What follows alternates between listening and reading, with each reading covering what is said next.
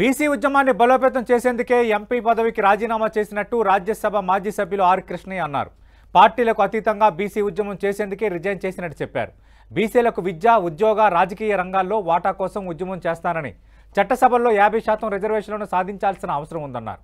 తాను రాజ్యసభలో బీసీల అంశంపై ప్రశ్న వేస్తే అది చర్చకు రావడం లేదని ఆయన వాపోయారు. బీసీలకు ఇది సరిపోదని భావించే తాను రాజ్యసభ సభ్యత్వానికి రాజీనామా చేసినట్టు ఆయన చెప్పారు. ఇప్పుడు నెక్స్ట్ వచ్చేది బీసీ ఉద్యమం. అందుకే ఈ ఉద్యమాన్ని బలోపేతం చేయాలని చెప్పి అందరూ కూడా ముక్త కంఠంతో నినదిస్తున్న సంధికాలం ఇది. ఆ ఉద్దేశంతో రాజ్యసభ పదవీకాలం ఇంకా 4 ఏళ్ళు ఉంది. ఉన్నప్పటికీ కూడా ఆంధ్రప్రదేశ్ ముఖ్యమంత్రి జగన్మోహన్ రెడ్డి గారు ఎంతో అభిమానంతో సామాజిక న్యాయం జరగాలి ఈ కులాలకని నా పోరాటాన్ని, బీసీల హక్కుల కోసం పోరాడుతున్న వైనాన్ని గుర్తించి, కమిట్మెంట్ని గుర్తించి రాజ్యసభ ఇచ్చారు. 2 సంవత్సరాలు ఉన్నాను. అయితే ఈ ఉద్యమానికి రాజ్యసభ అనే ఆయుధం ఒక ఆయుధంగా వాడుకోవాలని చూసినా నేను రాజ్యసభలో ఎప్పుడు మాట్లాడినా బీసీల గురించే మాట్లాడినా, బీసీల హక్కుల గురించే మాట్లాడినా. నేను క్వశ్చన్ వేస్తే రావడం లేదు, 0 అలవ్ చేయడం లేదు. ఈ ఉద్యమం ఇట్లా సరిపోదనిపించింది. అందుకే ప్రజా ఉద్యమాన్ని ఒక రాష్ట్రంలో ఎట్లయితే హర్యానాలో జాట్లు ఉద్యమం చేస్తే కేంద్ర ప్రభుత్వం దిగొచ్చింది వాళ్ళ కాదకాడికి, రాజస్థాన్లో గుజ్జాలు ఉద్యమం చేస్తే కేంద్ర ప్రభుత్వం దిగొచ్చింది, రాష్ట్ర ప్రభుత్వం దిగొచ్చింది వాళ్ళ దగ్గరికి. అట్లాగే తెలంగాణలో కూడా బలమైన ఉద్యమం, బీసీ ఉద్యమం నిర్మిస్తే తప్పనిసరి కేంద్ర రాష్ట్ర ప్రభుత్వాలన్నీ దిగొస్తాయనే ఆశయంతో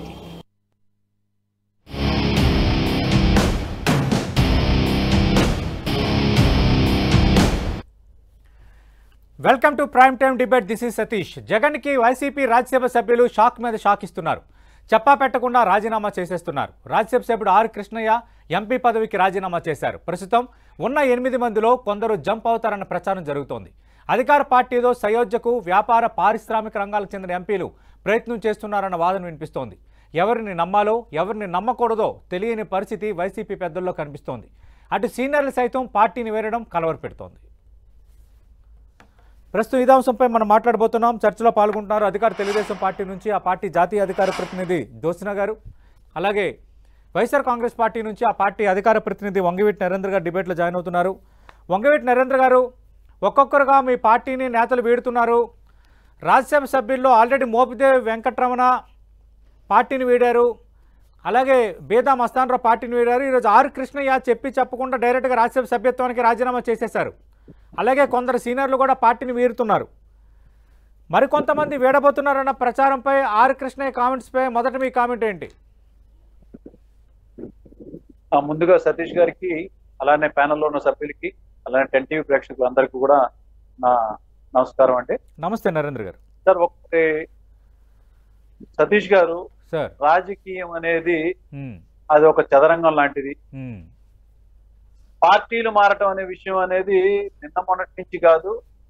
ఒకప్పుడు ఎట్లా ఉండేదంటే ఎథిక్స్ అండ్ మోరల్స్ అనేవి చాలా బాగా పాటించేవారు. అంటే ఒక 30-40 సంవత్సరాల క్రితం ఎట్లా ఉండేదంటే ఒక రాజకీయ పార్టీ నమ్మిన ఒక కార్యకర్త ఉన్నా, ఒక నాయకుడు ఉన్నా కూడా అది గెలిచినా ఓడిపోయినా, పదవి ఉన్నా లేకపోయినా ఆ పార్టీకి పూర్తిగా విధేయుడిగా ఉండేవాడు. అలాంటిది తర్వాత ముఖ్యంగా చెప్పాలి అంటే ఈ జంపింగ్లు అనే మొదలుపెట్టింది, దీని యొక్క పూర్తిగా దీనికి ఆద్యం పోసింది, ఇలాంటి అలవాట్లు తీసుకొచ్చింది ఈ తెలుగుదేశం పార్టీ అనేది. ఎప్పుడైతే లైమ్ లైట్ లోకి వచ్చిందో అప్పటి నుంచే మొదలైంది. ఆ పార్టీ నుంచి ఈ పార్టీలోకి తీసుకురావడం, మీకు అక్కడ సరైన సముచితమైనటువంటి న్యాయం జరగలేదు కాబట్టి మీకు ఇక్కడ కొద్ది పెద్దపేట వేస్తాము ఇలా అని చెప్పని ఆశ చూపించి నాయకుల్ని తీసుకొచ్చి వాళ్ళకేదో ఒక పీట వేస్తాము లేదా ఒక పదవి పెద్దది ఇస్తాము అని ఇలాంటి ఆశ చూపించి తీసుకురావడం అనేది ఆ సంస్కృతి మొదలైంది. ఒక విధంగా చెప్పాలంటే అది తెలుగుదేశం పార్టీ నుంచి మొదలైంది.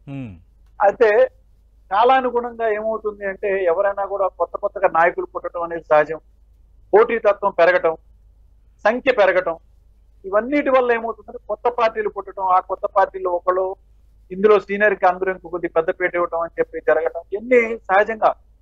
కానీ ముఖ్యంగా వైఎస్ఆర్ కాంగ్రెస్ పార్టీలో బీసీలకి పెద్దపీట వేయాలి అనేటువంటిది జగన్మోహన్ రెడ్డి గారు చాలా చాలా చాలా స్పష్టంగా దాని విషయం మీద ఒక స్టాండ్ తీసుకోవడం.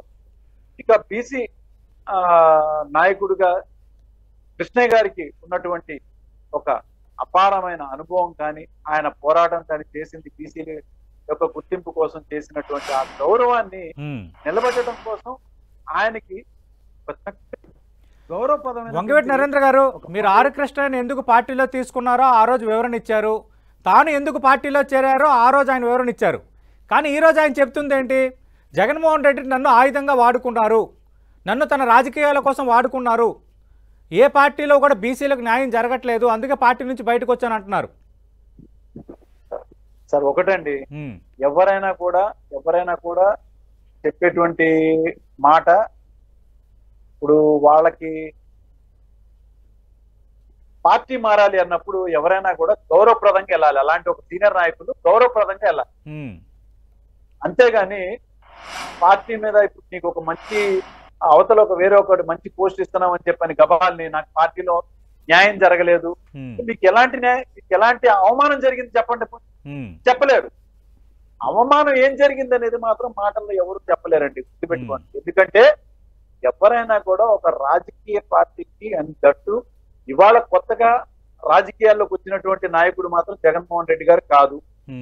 జగన్మోహన్ రెడ్డి గారు అనే ఆయన వాళ్ళ తండ్రి గారి దగ్గర నుంచి నేర్చుకున్నటువంటిది. కానీ తర్వాత ఆ పార్టీ ఆయన వాళ్ళ తండ్రి గారితో ఉన్నటువంటి ఎంతో మంది ఆయన అనుచరులుగా కానీ సహచరులుగా కానీ ఉన్నటువంటి వాళ్ళందరూ కూడా ఇతరులో కూడా అలాంటి క్వాలిటీస్ ఉన్నాయని చెప్పనే వాళ్ళందరూ ఈయన పార్టీ పెట్టిన తర్వాత ఈయనతో కలిసి ముందుకు రావడం జరిగింది. అప్పటి నుంచి కూడా చాలా నమ్మకంగా ఉన్నారు. కానీ ఎక్కడా కూడా పెద్దవాళ్ళని అగౌరవపరిచినటువంటి సందర్భాలు ఎక్కడా లేవు. ఓకే, మీకు మంచి స్థానం ఇస్తున్నారు, బాగుంది అన్నయ్య గారు. బహుశా మీరు ఇంతకుముందు గతంలో కూడా ఉమ్మడి ఆంధ్రప్రదేశ్ లో ఉన్నప్పుడు ఎల్బీ నగర్ నుంచి మీరు తెలుగుదేశం పార్టీ తరఫున ఎమ్మెల్యేగా పోటీ చేశారు, అది అందరికీ తెలుసు. కానీ ఆ రోజున మరి ఆయన అప్పుడు ముఖ్యమంత్రి క్యాండిడేట్ కూడా తెలుగుదేశం పార్టీ నుంచి, మరి అలాంటి క్యాండిడేట్ మీరు ఎందుకు తీసుకున్నారు?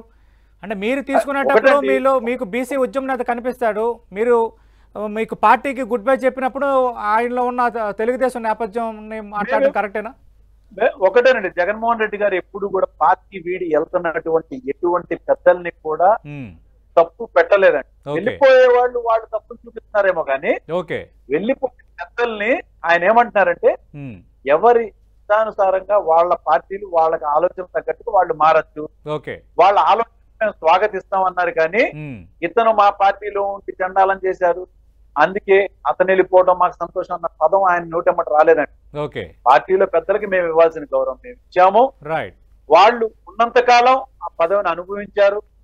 అలాంటి పెద్దలు తిరిగి ఆయనకి, నేను కూడా ఇప్పుడు కృష్ణయ్య గారిని కూడా నేను తప్పు పట్టట్లా, ఆయన తప్పనిసరిగా చాలా కాలం ఒక బీసీ నాయకుడిగా ఎన్నో పోరాటాలు చేశారు, ఎన్నో ఉద్యమాలు చేశారు. సరే, ఆయనకి అక్కడ కానీ ఆయన మాత్రం పార్టీ అధినేతను తప్పుపట్టారు, తన రాజకీయాలకు వాడుకున్నారు, ఆయుధంగా వాడుకున్నారని. ఖచ్చితంగా అది కూడా మాట్లాడదాం. జ్యోత్స్న గారు, రాజకీయాలు ఇది సహజం, కొందరు పార్టీలు వేడటం అనేది కామన్, పార్టీకి వచ్చే నష్టం ఏమీ లేదని అంటున్నారు వంగవీటి నరేంద్ర గారు. జ్యోత్స్న గారు, వాళ్ళ విజ్ఞతకే వదిలేస్తున్నాము. నరేంద్ర గారు ఒక్క నిమిషం, జ్యోత్స్న గారు రెస్పాండ్ అవుతున్నారు. సతీష్ గారు, మీకు ప్యానెల్ లో ఉన్నటువంటి పెద్దలకి, ప్రేక్షకులకి నా నమస్కారాలు. సతీష్ గారు, ఇప్పుడు నరేంద్ర గారు చెప్పింది విన్నాను. ఎస్, ఆయన చాలా ఏమంటారు అని అంటే, ఫర్ ఫస్ట్ టైం ఒక వైఎస్ఆర్సీపీ నుంచి వచ్చినటువంటి ప్రతినిధి ఇంత ఏమంటారంటే ఓపిక్ గా మాట్లాడడం నేను మొదటిసారి చూస్తున్నాను. ఎనీవేస్, అయితే ఇప్పుడు ఆయన మాట్లాడుతున్నారు, జగన్మోహన్ రెడ్డి గారు ఎప్పుడు ఆపలేదు, వాళ్ళ గురించి ఏమీ తప్పుగా మాట్లాడలేదు అన్నారు. ఇక్కడ నేను ఒక విషయం చెప్తాను చూడండి. పొద్దున్న ఎప్పుడో కృష్ణయ్య మన రాజ్యసభ సభ్యత్వానికి రాజీనామా చేశారు డైరెక్ట్ గా, దానికి సంబంధించి అప్రూవల్ కూడా వచ్చేసింది. ఇవన్నీ పొద్దున్న జరిగాయండి. వెంటనే వాళ్ళ పార్టీకి సంబంధించినటువంటి ఒక సీనియర్ నాయకుడు వెంటనే అసలు ఇంకా దానికి ఒక నిమిషం కూడా ఆగకుండానే చంద్రబాబు నాయుడు గారికి అలవాటే ఇలా కొనుక్కోవడం. అసలు మాకేం సంబంధం అండి? ఏం సంబంధం అసలు? కృష్ణతో మాకేమైనా సంబంధం అయ్యేవాళ్ళ రోజున తెలంగాణ ఉద్యమం తర్వాత ఎప్పుడైతే తెలంగాణ ఫార్మేషన్ అయిందో, ఫార్మేషన్ అయిన తర్వాత ఖచ్చితంగా బీసీలకి అత్యధిక ప్రాధాన్యత ఇచ్చేటువంటి పార్టీగా, బీసీలకి పెద్దపీట వేసేటువంటి పార్టీగా, ఆనాడు బీసీ అభ్యర్థినే ముఖ్యమంత్రి అభ్యర్థిగా పెట్టినటువంటి party Telugu Desam party. LB Nagar నుంచి ఆయనకి టికెట్ ఇచ్చి ఆయన్నే మేము మా ముఖ్యమంత్రి అభ్యర్థిగా ఆ రోజున పెట్టాను 2014లో. సతీష్ గారు మీకు కూడా గుర్తుంది. తర్వాత జరిగినటువంటి సర్కమ్స్టాన్సెస్ లో లాస్ట్ 2 years బ్యాక్ సడన్ గా జగన్మోహన్ రెడ్డి గారు అవుట్ ఆఫ్ నోవేర్ కృష్ణయ్య గారిని తీసుకొచ్చారు, రాజ్యసభ సభ్యత్వం ఇచ్చారు. ఆ రోజున కూడా మేము ఒకటే మాట మాట్లాడామండి. మేమేమన్నాము, ఇప్పుడు ఇదే కృష్ణయ్య గారు కొన్ని సర్కమ్స్టాన్స్, ఇవాళ బీసీల హక్కుల గురించి మాట్లాడుతున్నటువంటి కృష్ణయ్య గారి గురించే మాట్లాడుతున్నారండి. ఆ రోజున కొన్ని బీసీ కులాలని ఏవైతే అన్యాయం చేశారో అప్పటి ముఖ్యమంత్రి కేసీఆర్ గారు, దాని గురించి మీరు ఉద్యమం చేయలేదు ఎందుకండి, మీరు ఎందుకు మాట్లాడలేదండి? నేనే మాట్లాడాను సతీష్ గారు. ఇంకా అంటే అంతకు మించి మేమేం మాట్లాడలేదండి కృష్ణయ్య గారి గురించి, మేము అంతకు మించి ఏం మాట్లాడలేదు. ఇవాళ కూడా ఐ డోంట్ నో, ఆయన బయటకు వచ్చారు, నాకు ఈ రీజన్స్ ఉన్నాయని చెప్తున్నారు.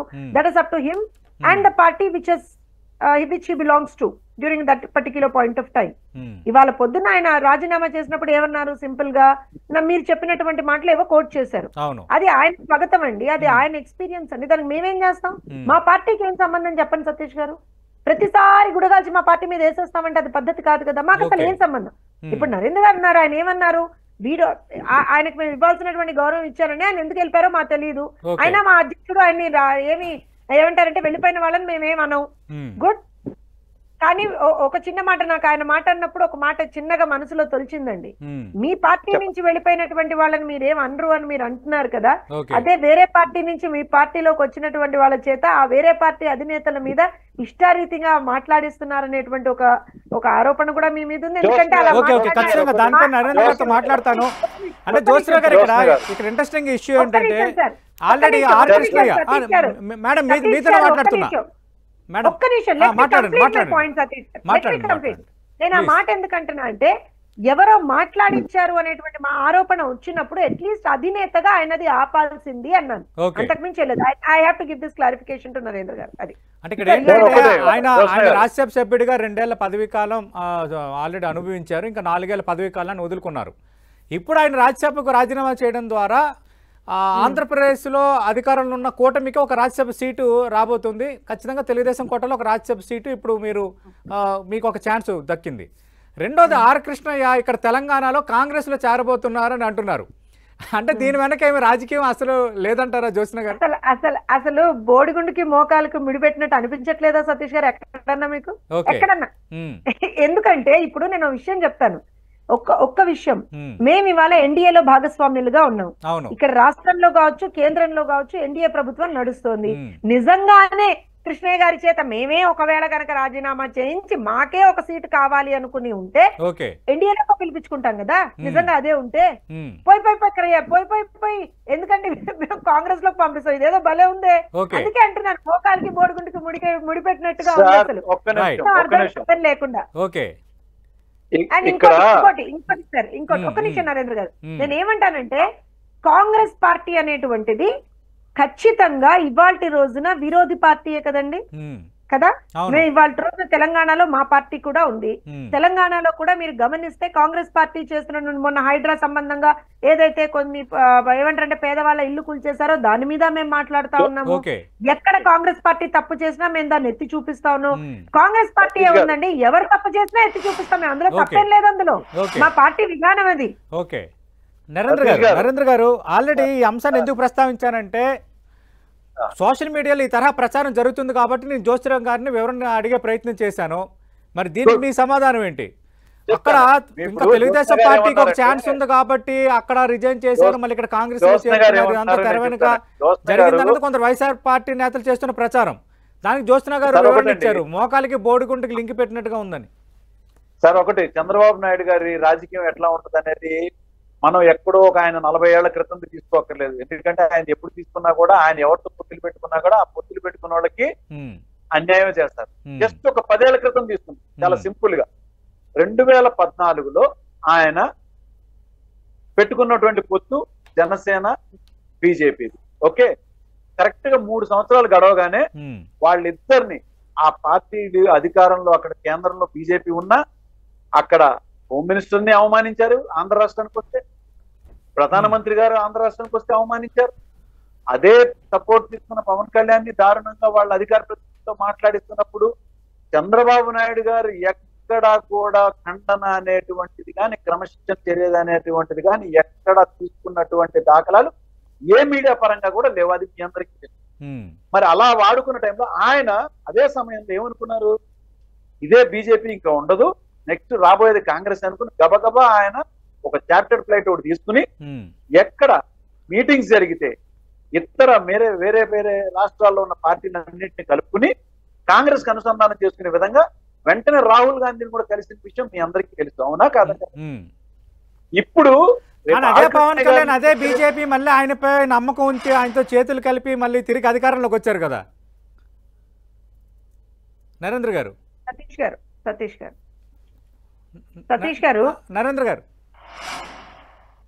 గారు జ్యోత్స్న గారు మాట్లాడారు. వీళ్ళు వచ్చారు, అధికారంలోకి వచ్చారు, కూటమి కలిశారు, వాళ్ళ లాభదారాలు అన్ని చూసుకుంటున్నారు, మాట్లాడుకుంటున్నారు, పంచుకుంటున్నారు.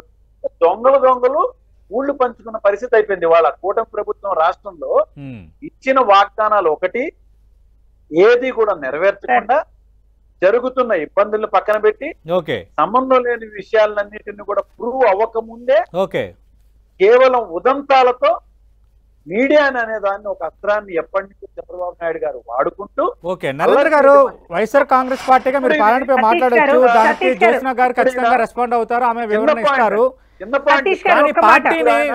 కానీ వైఎస్ఆర్ కాంగ్రెస్ పార్టీని బాలినేని సామినేని ఉదయ్ భాను విడిచిపెట్టారు. త్వరలో చాలా పేర్లు వినిపిస్తున్నాయి. గ్రంథి శ్రీనివాస్ పేరు వినిపిస్తోంది, తోట త్రిమూర్తుల పేరు వినిపిస్తోంది. అలాగే రాజ్యసభ సభ్యుల్లో ఆల్రెడీ ఈ రోజు 3 వెళ్ళిపోతే ఇంక 8 మంది ఉంటే 8 మందిలో మరో 4 పేర్లు కూడా ప్రముఖంగా వినిపిస్తున్నాయి. సతీష్ గారు 2019 సమయంలో తెలుగుదేశం పార్టీని వదిలి కూడా చాలా మంది వైఎస్ఆర్ కాంగ్రెస్ పార్టీ వైపు వచ్చారు.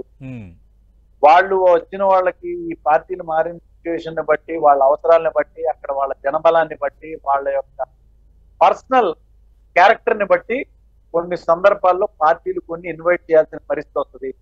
మేముగా ఎక్కడా కూడా రావాలి మీరు చెయ్యాలని ఒక ఆపరేషన్ ఆకర్ష అట్లాంటివి ఏమి చేసిన సందర్భాలు అయితే లేవు. కానీ చంద్రబాబు నాయుడు గారికి మాత్రం ఈ యొక్క అలవాటు ఉంది. ఎక్కడైనా కూడా అవతల పార్టీలో లాగే ప్రయత్నాలు చేయటం లేదా చిన్న విషయం. మొన్న తెలంగాణలో వాళ్ళ పార్టీని అక్కడ బలోపేతం చేస్తామని చెప్పిన అక్కడ బీసీ నాయకుడిని మళ్ళా అధ్యక్షుడిగా పెట్టి, ఆయన పేరు బీసీ నాయకుడు ముదిరాజ్ గారు, కాసాని జ్ఞానేశ్వర్ గారు పెట్టి అక్కడ చేస్తామని చెప్పి సడన్ గా పోటీ మానుకుని ఇండైరెక్ట్ సపోర్ట్ కాంగ్రెస్ చేశారా లేదా అనేది పూర్తిగా మీడియాకే కాదు పబ్లిక్ కూడా. ఇప్పుడు ఇవాళ ఆర్ కృష్ణ గారిని కాంగ్రెస్ తరఫు నిలబెట్టి అక్కడ రాజ్యసభ సభ్యులుగా చేసినంత మాత్రాన రానున్న రోజుల్లో ఏమో ఎవరికి తెలుసు చంద్రబాబు నాయుడు గారు ఇదే కూటమిలో వేసేసి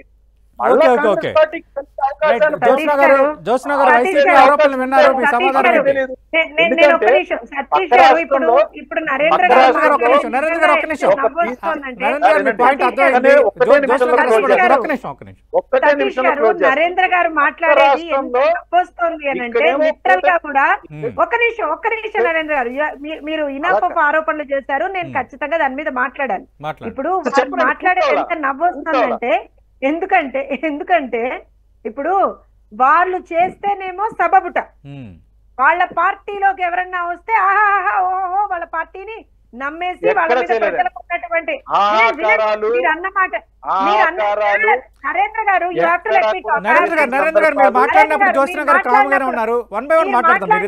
కామ్గా ఉన్నాను. దయచేసి నేను స్టార్టింగ్ లోనే మిమ్మల్ని మెచ్చుకున్నా, మీరు వచ్చిన ఇప్పటి వరకు నేను చూసిన వైఎస్ఆర్సీపీ ప్రతినిధుల్లో కొంచెం పద్ధతిగా ఉన్నారు సార్ అని. దయచేసి దాన్ని మెయింటైన్ చేయండి సార్. నేను ఏమంటున్నా అంటే ఇందాక నుంచి నరేంద్ర గారు మాట్లాడిన దాంట్లో మా పార్టీలోకి వస్తే అవసరాలని బట్టి అప్పటి పరిస్థితులని బట్టి వచ్చినారేమో, అదే తెలుగుదేశంలోకి వెళ్తే మాత్రం అది తప్పంటున్నారు. ఇక్కడ నేను విషయం ఏంటంటే ఇవాళ కృష్ణయ్య గారు వెళ్ళినా, అంతకు ముందర ఇంకొకళ్ళు ఎవరో వెళ్ళినా, అంతకు ముందర ఎమ్మెల్సీలు వెళ్ళినా, ఇప్పుడు వాళ్ళ పార్టీని చీకొట్టి వాళ్ళు వెళ్తుంటే అసలు అందులో తెలుగుదేశానికి ఏం సంబంధం అండి? నాకు అర్థం కాదు. ఒక్క నిమిషం లెట్ మీ కంప్లీట్. ఇప్పుడు ఇంకొక ఆరోపణలు చేశారు. ఇప్పుడు మేము వాళ్ళతో పొత్తు పెట్టుకున్నాం, వీళ్ళతో పొత్తు పెట్టుకున్నాం అంటే ఎస్, నేను మళ్ళీ చెప్తున్నా, ఇప్పటికి 1000 సార్లు 1000 డిబేట్స్ లలో చెప్పాను, మళ్ళీ చెప్తున్నాం. మాకు ఖచ్చితంగా ఎప్పటికైనా సరే ప్రజా ప్రయోజనాలే ముఖ్యం. ఉమ్. ప్రజల కోసం మేము ఎవరితోనైనా పొత్తులు అప్పటి పరిస్థితుల ప్రకారంగా పెట్టుకున్నాం. ఇంకోటి ఏంటంటే మా పార్టీకి ఉన్నటువంటి క్రెడిబిలిటీ అట్లాంటిది. మీతో ఎవరు పొత్తులకు రాకపోతే మేమేం చేస్తాం సార్? అది మా తప్పు కాదు సార్. మీకున్నటువంటి క్రెడిబిలిటీ అట్లాంటిది. సార్ ఒక్క నిమిషం సార్. నరేంద్ర గారు జ్యోత్స్న గారు కంప్లీట్ అయిన వెంటనే మీకు ఛాన్స్ ఇస్తాను.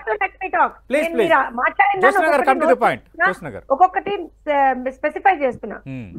ఇప్పుడు నేను ఈ మాట కూడా ఎందుకు మాట్లాడాను అని అంటే, మా పార్టీ పుట్టుక నుంచి 42-43 సంవత్సరాల ప్రస్థానం మాదండి. ఆ రోజు నుంచి ఈ రోజు వరకు మేము అనుక్షణం ప్రజల కోసం పనిచేస్తున్నాం. మా పార్టీ ట్యాగ్ లైనే సమాజమే దేవాలయం, ప్రజలే దేవుళ్ళు. మేము దాన్ని తూచా తప్పకుండా పాటిస్తాం, అలానే ముందరికి వెళ్తున్నాం. అధికారం కోసం వెంపర్లాడుతూ పుట్టినటువంటి పార్టీ కాదు మాది.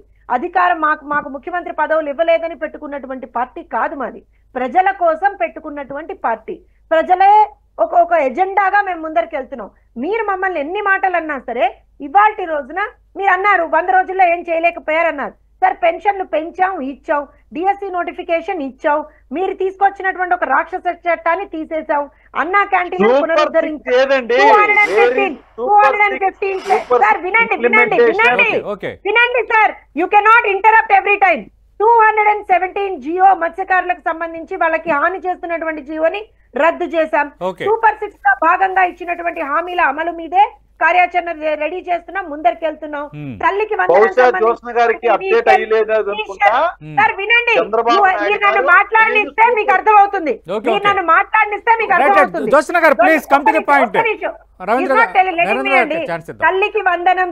తల్లికి వందనానికి సంబంధించి ఇనిషియల్ జీవో, ప్రిలిమినరీ జీవో ఇచ్చాం. విధి విధానాలు రూపకల్పన చేస్తున్నాం. ఏదైతే గ్యాస్ సిలిండర్లకు సంబంధించినటువంటి ఇది ఉందో అది రేపు దీపావళి నుంచి తీసుకొస్తున్నాం. సార్ ఇక్కడ నేను ఒక చిన్న మాట, నేను ఈ మాట మాట్లాడకూడదు అనుకున్నాను కానీ సతీష్ గారు, ఇవాళ మేము వచ్చినటువంటి 100 రోజుల్లో మమ్మల్ని ఇన్ని ప్రశ్నలు ఇన్ని మేము చేశాక కూడా వచ్చినటువంటి వరదల్ని మేనేజ్ చేసి ఇప్పుడే ఇవ్వాలే ప్రజలందరికీ కూడా, బాధితులందరికీ కూడా కాంపెన్సేషన్ ఇచ్చాం. నేనేమంటాను, ఇన్ని మేము చేసిన తర్వాత కూడా మమ్మల్ని ఇన్ని మాట్లాడుతున్నటువంటి వైఎస్ఆర్సీపీ 2019లో వాళ్ళ అధికారంలోకి వచ్చిన తర్వాత ఎన్ని నెలలకి వాళ్ళు అమ్మఒడి ఇచ్చారు, ఎన్ని నెలలకి వాళ్ళు రైతులకు ఇచ్చేశారు.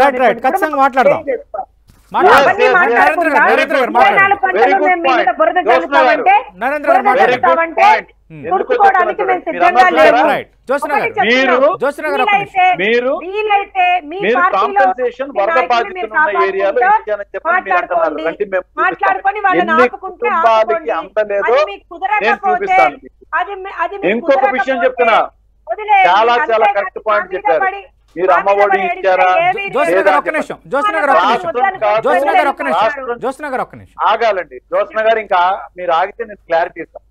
రాష్ట్రం కాదు, దేశం కాదు, ప్రపంచం మొత్తం తల్లకిందులైపోయి కరోనాతో తిండికి కూడా గడవని పరిస్థితుల్లో కూడా ఒక్క స్కీమ్ ని కూడా ఆపకుండా జగన్మోహన్ రెడ్డి గారు ఎక్కడా కూడా బ్రేక్ ఇవ్వకుండా అమ్మఒడి గాని రైతులకి గాని ఇవ్వాల్సినటువంటి స్కీమ్స్ అన్ని కూడా చాలా కరెక్ట్ గా అందజేశారు. అది మీకు రాష్ట్ర బడ్జెట్ అందరూ కూడా అప్రిషియేట్ చేయాల్సిన విషయం.